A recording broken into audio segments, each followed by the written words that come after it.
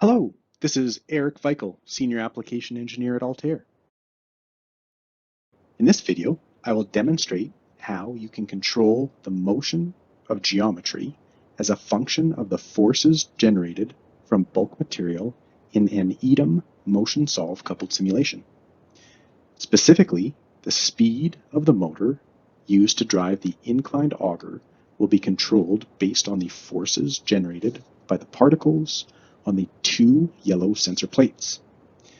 In this case, the sensor output is the product of the forces on sensor plate 1 and 2. The control logic for the motor was implemented in such a way that if the sensor output is 0, the motor speed is 0. The motor speed will linearly ramp from 0 to 200 RPM based on a sensor output of 0 to 0.16. And the motor speed will be held at 200 RPM if the sensor output is 0.16 or greater. The following videos give a detailed description of the complete setup of the EDEM and MotionSolve model. After watching this video, you will understand the workflow required to implement force-based motion control that can be tailored to your application.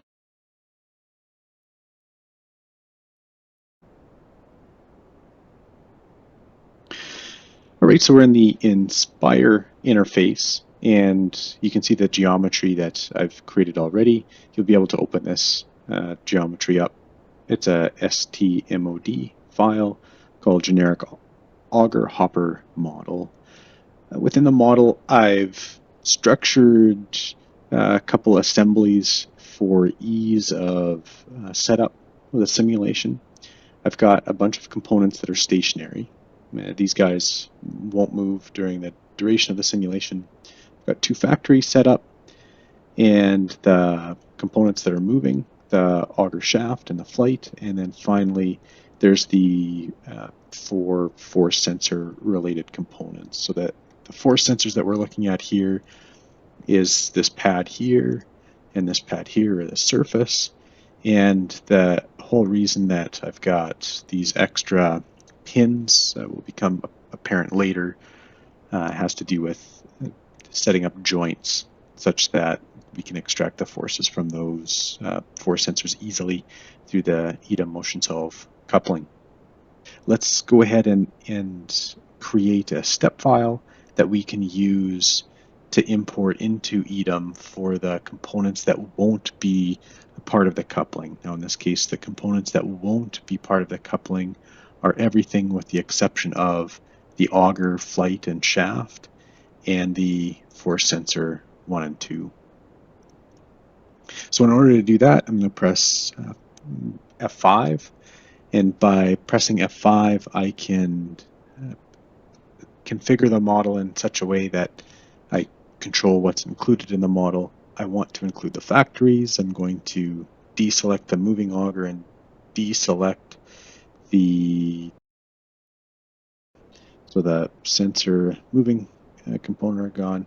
This part 10 I don't want to include because it, as you can see now on my screen, is just the shape that I used to define the shape of the force sensors. So pressing F5 again, and I'm just going to hit the A button twice so I can see all of the components, make sure I'm not missing anything. Okay, so now I'll go File, Save As, and in this case I'm going to save a step file, and that step file is going to be named generic auger hopper model stationary. That step file is saved. Now I'll press F5, and that will turn on the moving components again. We can go into the definition of the motion. Switching over to the motion tab, if I ran this, you would see all of the components just disappear from sight because there are no grounded bodies. So we'll start off defining the grounding or the grounded bodies. In this case, I think it's easier to hit the little icon, the list of ground parts, and enable everything that will be grounded. So the auger flight will not be grounded. housing shaft will not. The discharge, the two factories, the force sensor and sensor pins. Sorry, not the pins. We also have the hopper, two inlets, the ring, the four supports, and the transition. All of those components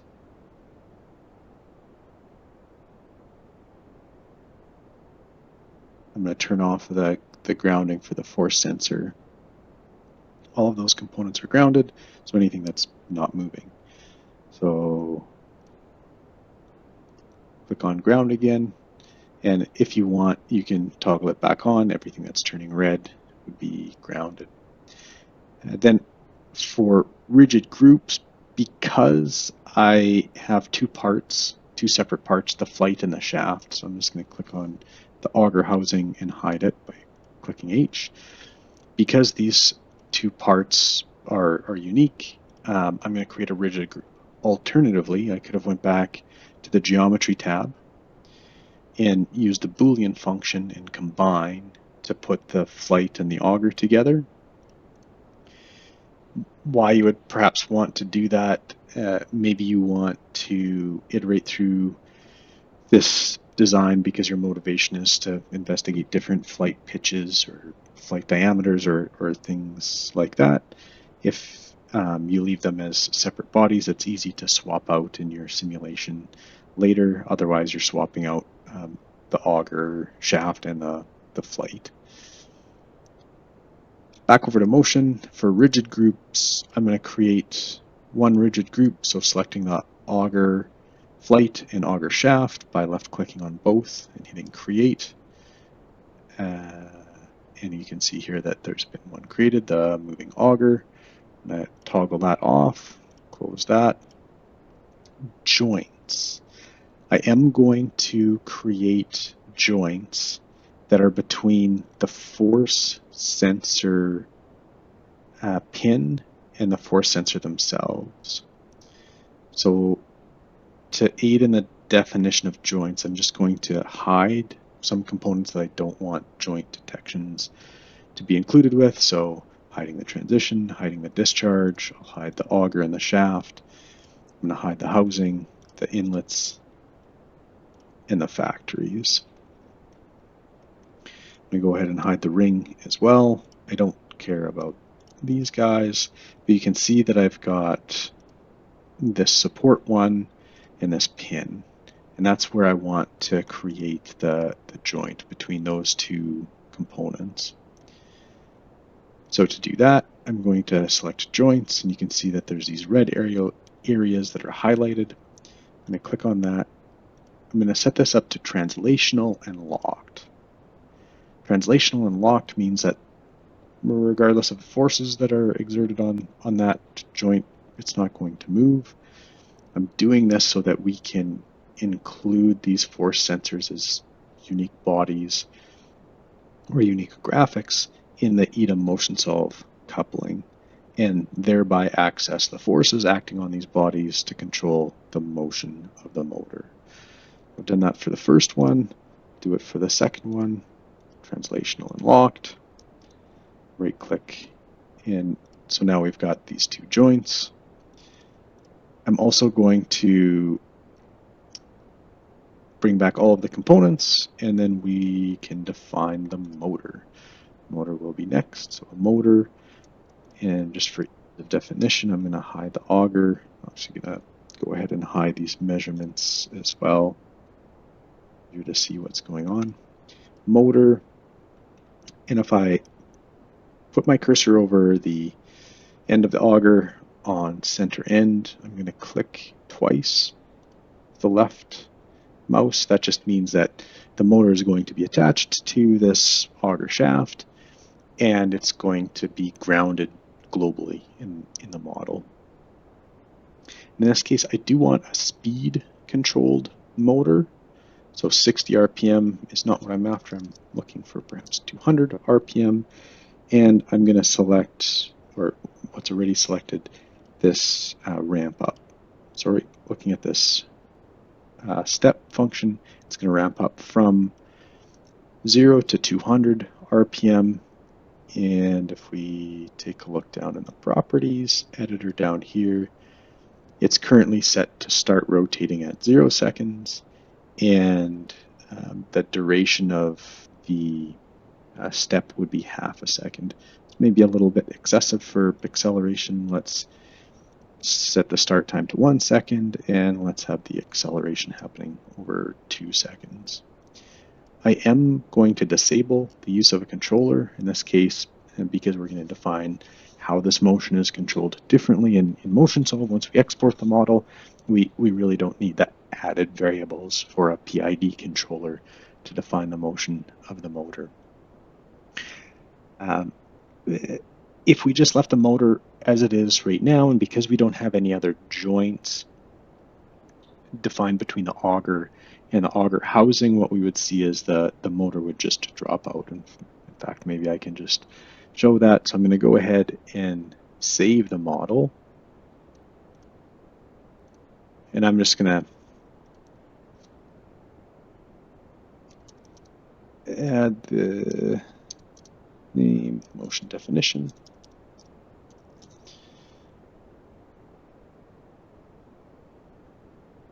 Bring all of the components back into view. On the Analyze tab, run for 10 seconds and save at 100 Hertz, and it's a transient analysis. That's exactly what I'm after. So I'm going to close this, and I'm just going to hit the 2 arrows. Now in this case, what I'm expecting to see, I'm just going to stop that. What I'm expecting to see is the auger just drops away because we don't have any joint or any constraint holding it in place. You also see that though we've defined joints between the sensor pin and this ring support on both sides, you can see that our 4 sensors, 1 and 2, the plates, have dropped away.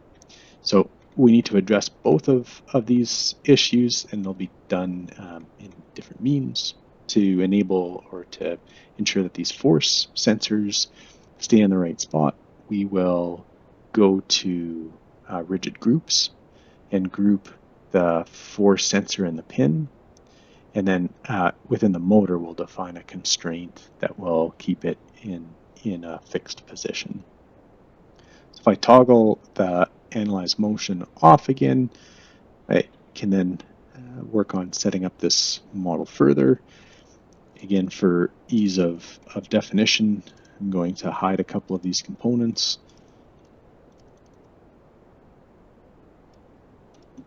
And within rigid group, I'm going to create this guy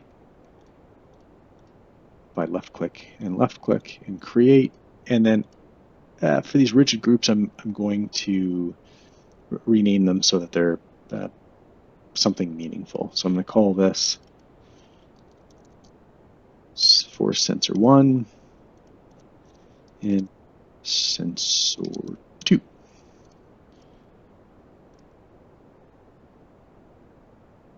Turn all back on, and I just want to make sure that I've got the naming convention. 2 is on this side, and for our rigid groups, oh, I've got that backwards. So I'm going to change this to 2, 2, 1. So I've got force sensor 1 and 2. 1, 2. 2 is on this side. If I select this body, force sensor 2, this is force sensor 1. And if I come down to the rigid group, force sensor 1. Yeah, that's logical.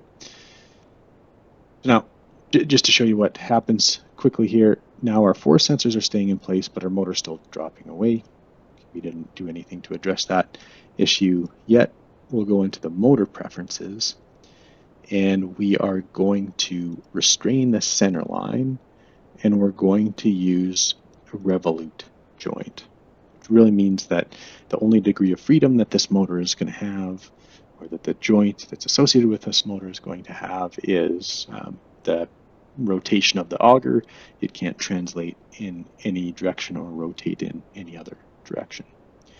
So now if I save this model and run it one more time, I hope that the motor will stay in place and our force sensor is staying in place. You can also see that the motor ramped up to its steady state speed and it's run for 10 seconds. That all looks good. However, if we look at the direction of motion of the auger, it's going in the wrong direction. So we're going to need to address that issue. That's easy enough to do. If I click on this, and by hitting the plus minus, it changes the direction of this arrow. So that should be the direction that we're after. Right-clicking and swiping to the left. Let's play that one more time and verify that our auger is now spinning in the right direction to transport material up the inclined auger. Perfect. So the other thing that I think is useful to add in to the motion is a damper, and here's why. By clicking on the motor, you can see that the power requirements, or torque, or if I right-click on the plot and select power, you can see the power is negligible. There's some power draw, and it's a very small amount during acceleration, but once it's reached steady state, after 3 seconds, the power is just hovering around 0 watts. That's because there's no parasitic losses accounted for, say, in the friction of the bearings that are supporting the auger. So to get a bit more of a realistic behavior of what a motor would consume for power, I'm going to add in at the end of the auger damper. So if I cancel out of that, I will hide the auger housing again, and I'm going to put damper, and like I did at the end with auger, I'm going to double click on the end of the shaft. In this case, I don't actually want the spring. I just want a damper. So I'm going to disable the spring here, or alternatively, I can click this drop down and select the damper only. And in that way, I'm defining the coefficient of the damper. And let's use something like 200 Newton millimeters seconds per radian. Set that. Pressing A to bring everything back in. And if I run this again, what I'm expecting to see is basically the same motion, the same speed profile for the motor, but the power should reside at some steady state non-zero value. If I look at the power now, we're consuming something like 87 watts starting out at 0. That seems a bit more representative or realistic to what a motor would be consuming to just freely spin the auger. So at this point, we're now ready to port this model over to MotionSolve. So I'm going to save this model first, and then to do the export, I'm going to come up to this option besides the Analyze Motion and select the Export Motion View and Export MDL File. And note here that you can set the units that you're working with, and you could also just directly select Open the Motion View model. That would export the model and then open it. In this case, I'm just going to export the MDL file. In this case, I will put that in the same location as the model that I'm working on, and I'm just going to leave it with a default underscore mks.mdl and close out of this. And at this point, we are done with the MotionSolve model. We'll next move on to importing the geometry that we created, the step file that we exported from Inspire in EDEM. So in this EDEM deck, just for demonstration purposes, I've already set up bulk material and the geometry material. In this case, I'm using the GEM database, so right-clicking, adding bulk material. Oh, sorry, delete that. Right-clicking the material wizard, open the GEM wizard, and in the GEM wizard, I would have input the approximate bulk density and angle of repose to arrive at this particular material model, the 1806. You could just directly search, alternatively, as inputting the material ID number in here. So I've also set up this simulation with a copied material.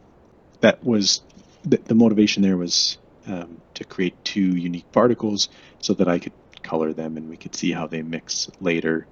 It's not a requirement to do that. We can use selection bins that retain coloring over time, but it's not required for the demonstration of the force-controlled motor speed. We really only need one material model, but we do need a material model. So it's really inconsequential whichever material model you want to work with. And I think in the material model, I also set the average size to 0.2. Normally, by default, it would be 1, which would make a relatively coarse particle size for the dimensions of the geometry that I was working with. So now we're ready to import the step file that I had created.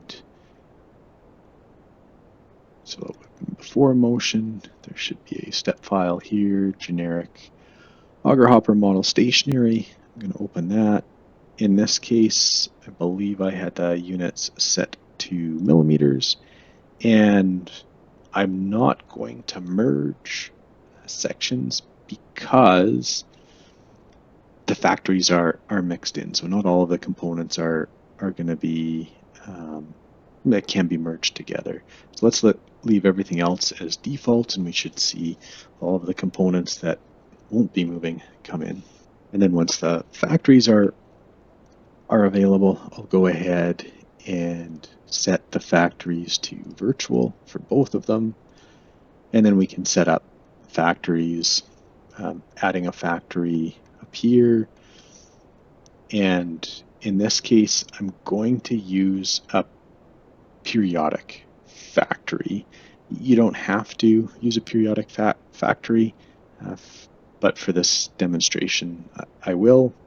So for this factory, I am going to set the total mass to 3.2 kilograms, and I'm going to use a mass flow equation. And in this case, I'm going to create a sinusoidal input. So 2 times, that would be 2 kilograms per second at most, the amplitude. Sine of 6.283185 times 1.5 times t minus 0.2. And what I've done here is set the amplitude to 2. It's sinusoidal, so it's going to be varying between, this expression varies between 0 and 1. I've added in this multiplier of 6.283185 by the frequency. In this case, 1.5 hertz, so 1.5 seconds. This is going to turn on and off. And I've added a phase offset or a time offset of 0.2 seconds. The other thing that I perhaps want to set up in here is an initial velocity of the particles that are going in the negative z and negative x direction. And in this case, I think it's appropriate to use something like half a meter per second. So if we go, in this case, negative 0.5, the negative x, and in the negative z, negative 0.5, 0.5. Okay, so in this case, it's the vector that's being defined as a 45-degree angle. That's the angle of this inlet. The rest of the components can be left as is. Now, I'm going to define the next factory, and instead of repeating that entire exercise to define this next factory, I'm just going to copy this factory over to factory 1. Now, to change it up a little bit, I will make a few slight modifications. I'm going to use the same total mass, 3.2 kilograms per second. I'm going to leave the equation the same, with the exception of let's change this to a frequency of 2 hertz and get rid of the phase offset, t minus 0, or you could just get rid of that entire subtraction expression. And then, of course, for the velocity, we want the initial velocity to now be in a positive x, negative z direction. So the initial velocity, change this to a positive x, negative z, both 0.5. I'll save this model. And so you can see now that we've got the 2 factories set up. We've set the factories to virtual for both of them. And the auger housing to inlets are all physical components, no parents, and we would be ready to now have the auger and auger shaft in here along with the force sensors. Just to point out here that we've got these void spaces in the hopper where our force sensors need to go. So we'll save this model, and next we'll have to transition back to our motion view model, set up our EDEM subsystem, and create that subsystem. And in doing so, we'll bring the rest of the geometry into the EDEM deck that we need.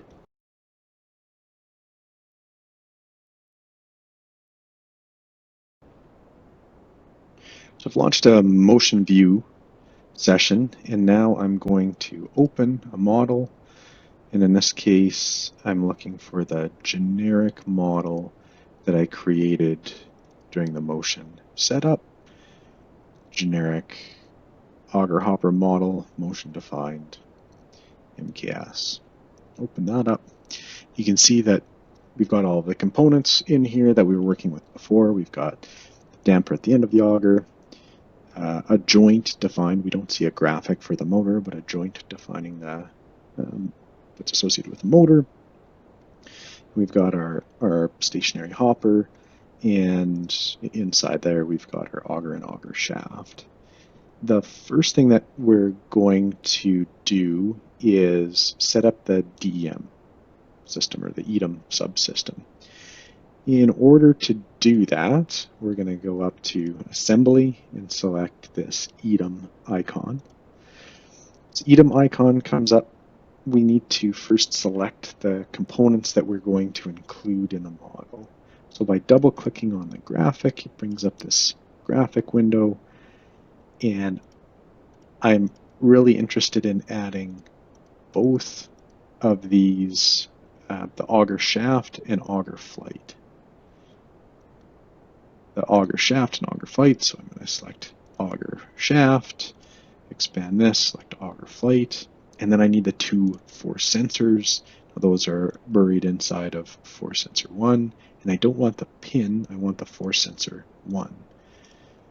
And then I'm going to go to force sensor 2, and likewise I don't want force sensor pin 2, I want force sensor 2.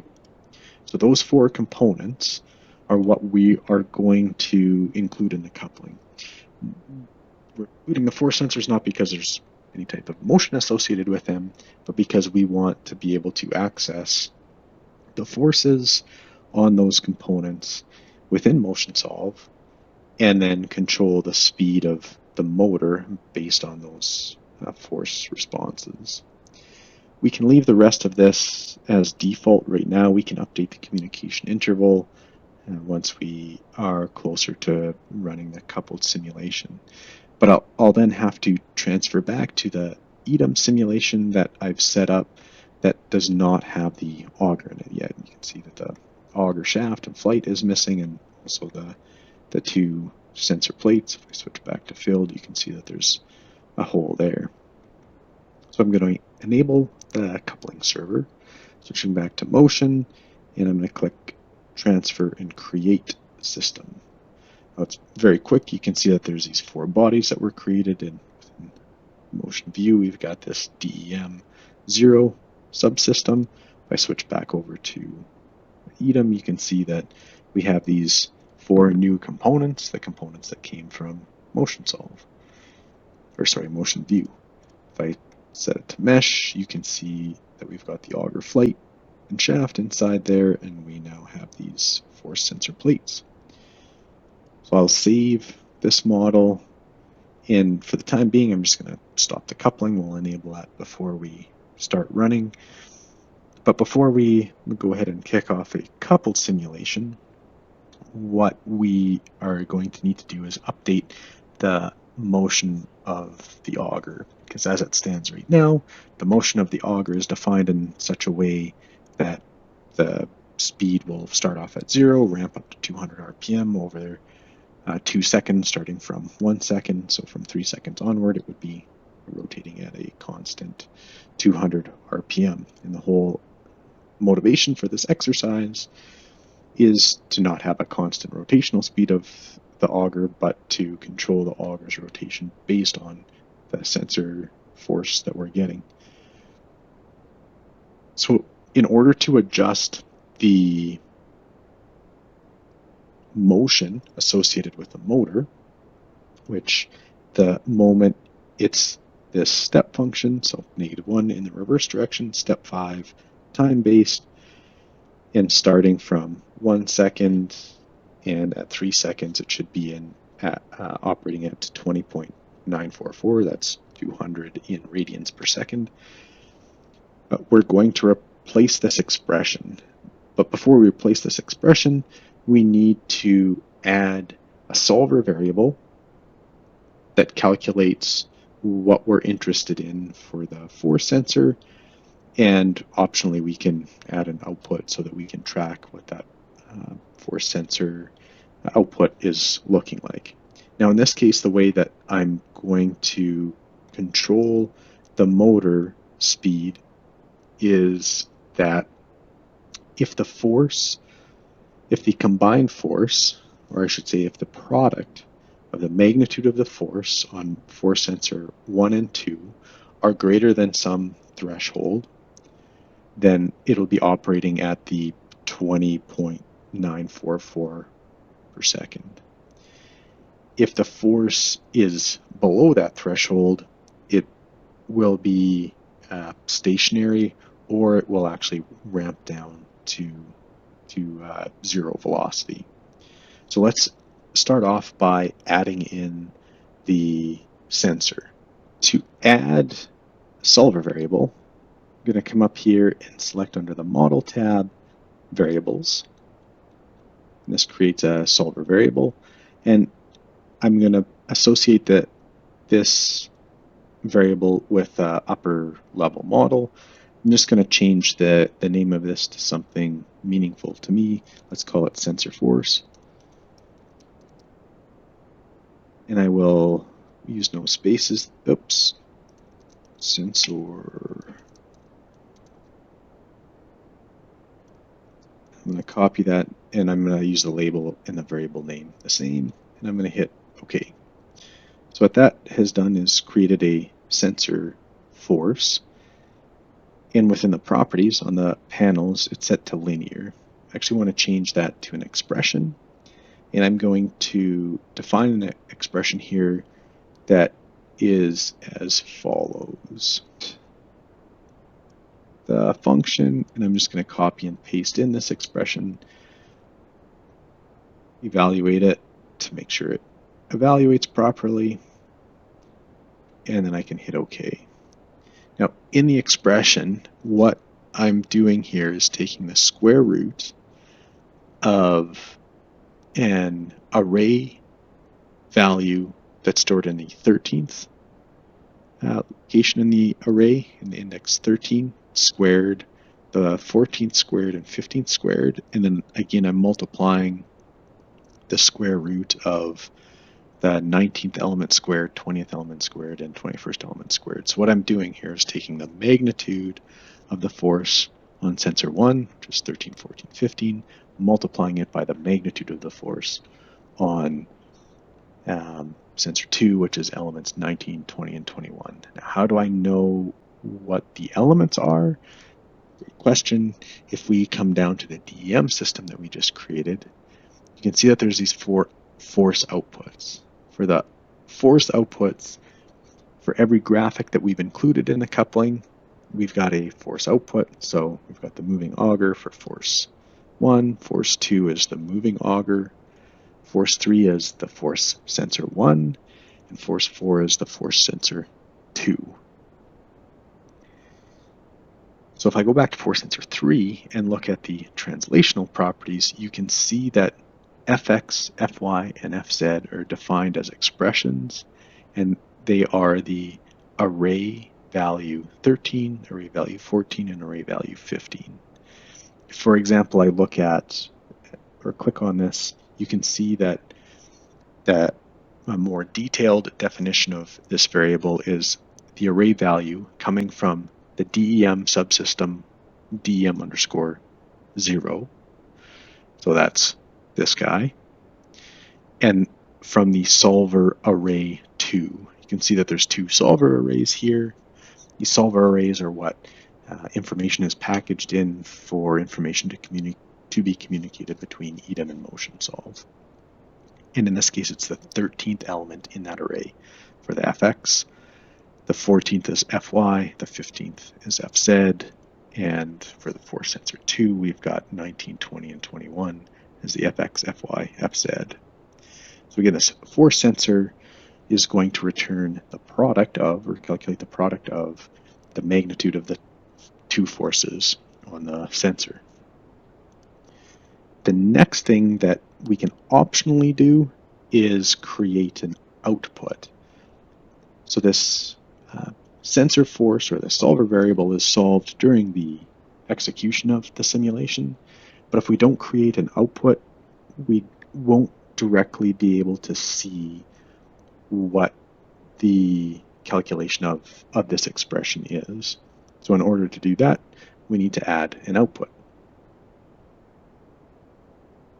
So if we switch over to the Analyze tab on Outputs, I'm going to select from this drop-down list an expression, and I'm going to go ahead and create and edit this. So output 0 again was created in this upper level. Output 0 isn't a meaningful name for me, so I'm going to right-click on this and select Show Properties. And in the properties, I'm going to set the name to Force Sensor. And then for the expression, I really just care about the value in the sensor force solver variable. So to do that, I'm going to store this, or output this in the F2. I'm just going to click on the function. We can simply come up here and go to the solver variables, sensor force, and select variable value. And in this case, we've got the sensor force variable value. We just need to add in the curly brackets around there, evaluate without error. So now, after we run the simulation, we'll be able to see in the output that's called force sensor, in the F2 expression, the value that we're getting of the product of the 2 magnitudes of forces. So we've got the output defined, we've got the solver variable defined. Now we can go ahead and update the motor constraint. In the motor constraint, it is just set up to be a function of time at the moment. I'm going to replace this expression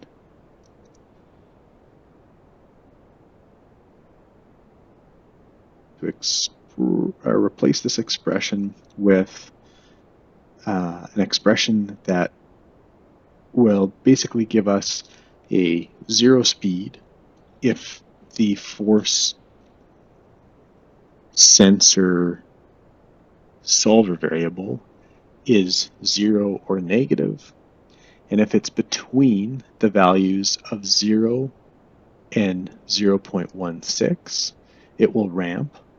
The speed will ramp between 0 and the motor parameters value. And if the force sensor is above 0.16, then the speed of the motor will just be motor 1 parameters, the value. And in this case, you can see that there's an error evaluating. There's an error evaluating because there actually is not a motor 1 parameters value. You can see that I've got a motor 2, and for the parameters,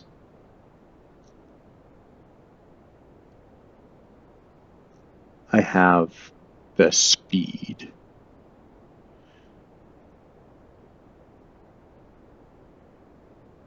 And if I just back out here, and if we take a look at this data set, you can see that the speed value is set to 20.944 radians per second, equivalent to 200 RPM. So in our motor constraint, what we need to do is update this variable so that we are taking the parameter speed value. We can add that. If we evaluate it now, you can see that it's resolved. We have the -1 just to change the sense of rotation, the 20.944 radians per second, and our expression that will force the speed of the motor to change based on the signal that we're getting from the force sensor. Okay, so at this point, the model would be ready to run. The one additional modification that I found is required from running simulations already, that to ensure stability of the model, to ensure that we don't have a speed that's greater than the 200 RPM, under transient, I set the maximum time step to, instead of the default 1,000th of a second, to 1/10,000th of a second. That just forces MotionSolve to use smaller time steps, and thereby drove stability into the model. So I'm going to hit OK. I'm going to close this.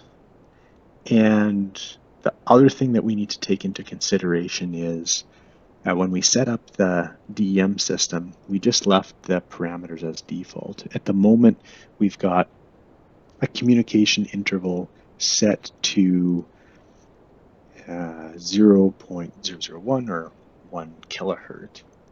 Now, as a rule of thumb, I would say we want to be somewhere between a 1-to-1 to a 1-to-100 communication interval to EDEM time step.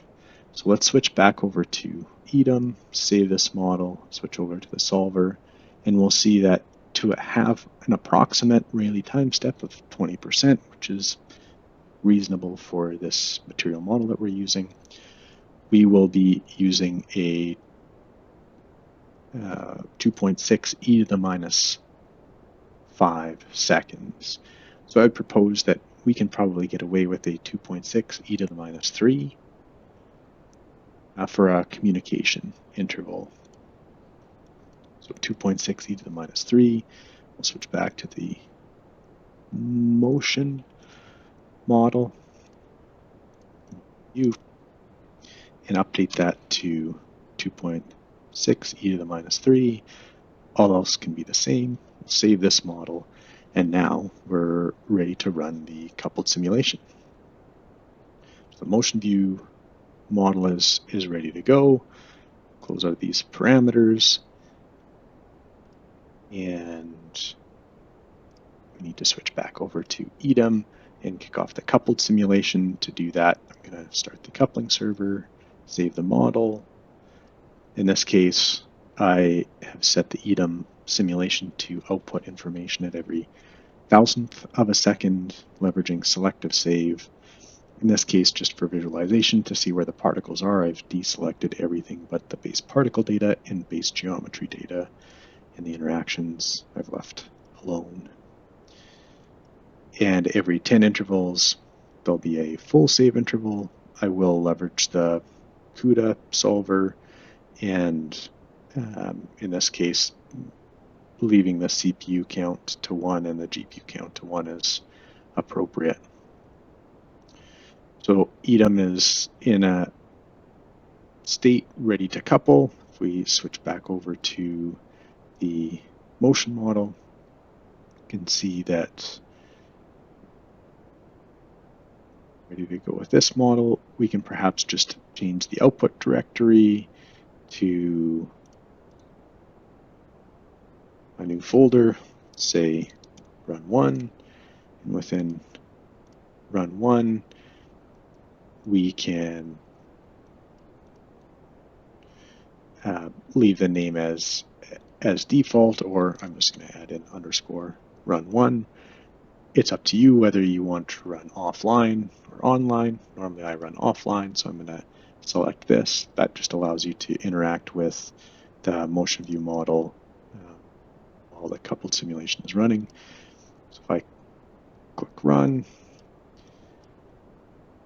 lead them into focus, and that coupling window up, we should see that the simulation starts to progress. The EDEM simulation is progressing as the time step is increasing, and also see in the log file that we're starting to see reporting of time. To make sure that the simulation runs as quickly as possible, I have the auto update off. And we can just click the refresh view to see that the particles are in fact dropping in. And if I refresh one more time, you should see that the speed of the auger should be stationary. Well, the force on that sensors exceeds a threshold value that we start to see the auger rotating at a constant speed.